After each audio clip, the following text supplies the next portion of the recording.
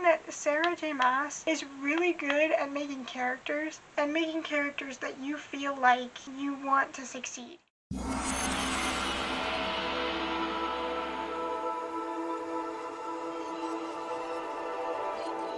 Welcome back once again to another bookish review. Now today, the book I'm going to be talking about is A Court of Frost and Starlight by Sarah J. Maas. I kind of took a break from this series, but the past week I felt like I wanted to read it again, so I asked the one that originally let me borrow the series if I could borrow it again, and so I did. So because this book is the fourth book in the series, I highly recommend that you read those before you come into this review, or watch those reviews before you come into this review, because this review will spoil the rest of the books, and it will spoil a little bit of this. So if you haven't read this book, then go ahead and skip this one, and you don't have to watch the other reviews either. So with that being said, let's get into this.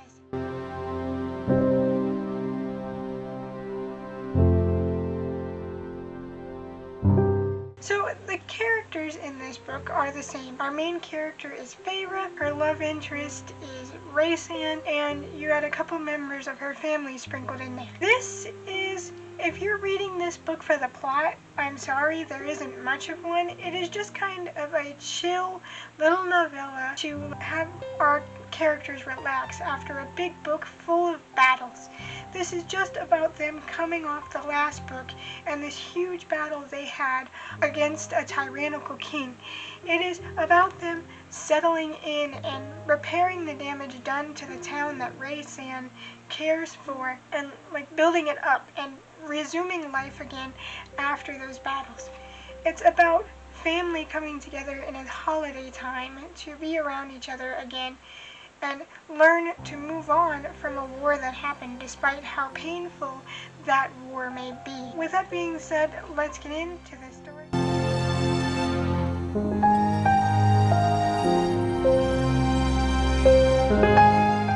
Now, I liked this book. It was really good. I like Raysan as a character, and I like him and Feyre as a couple.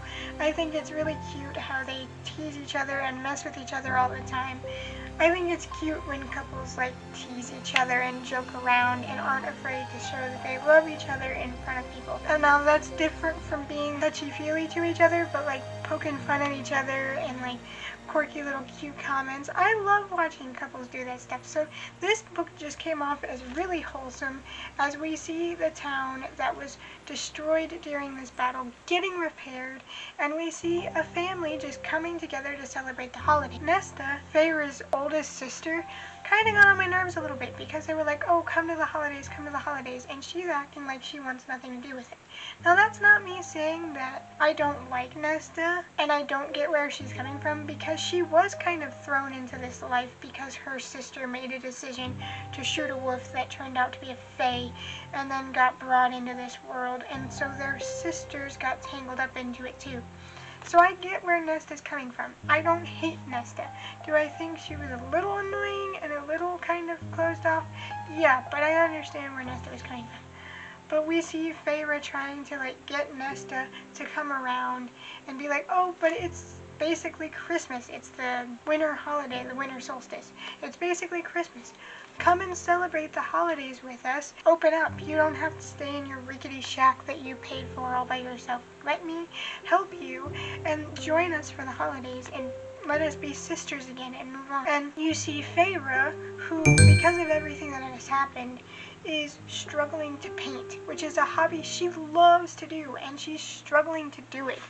So to see her going through town and seeing this abandoned art studio and deciding that she's finally going to try and paint again, even if it's just in this abandoned little studio, she's going to try. It's about not stopping living once tragedy happens. It's about things are going to happen that are bad in the world, but you cannot let yourself shut down. Moving on through those losses, not forgetting the people you've lost or the things you've lost, but acknowledging that they are gone, but they will always be a part of you, and continuing to move on and prosper a better world to hope that those tragedies never happen again.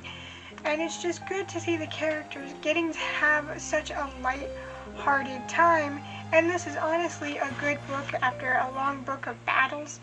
And it's tiny, it's a novella, it's not even big enough to be considered a novel. It's only 229 pages, it's not that long. But seeing these characters joke around and just have a good time on the holidays and reconnect as characters was so much fun. And I find myself smiling at a lot of this because I like the characters. I don't hate a single one of them. And it's like at the end, Nesta decides to come around, and I'm like, yes, she came! You know, like, this is a book where I wished the best for all of the characters in it, because I like all the characters in it.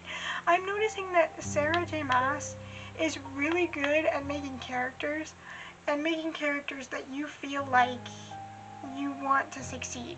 Like, I've read plenty of books where it's like, our main character is horrible. I'm kind of wishing that karma comes around and hits them because this guy is not too good. Like, you know, there are moments and plenty of books I've read where I just want all the characters to get what's coming to them. But these characters are like, protect them, protect them. I want the best for these characters because they're all so much fun. They're a ragtag family that are from all different walks of life, but they come together to be like the best. And they're supportive, and they joke, and they tell each other when they're being idiots, and it's so much fun. And it's so nice after a book of battles to watch these characters just get to have a wholesome moment with each other and celebrate the holidays.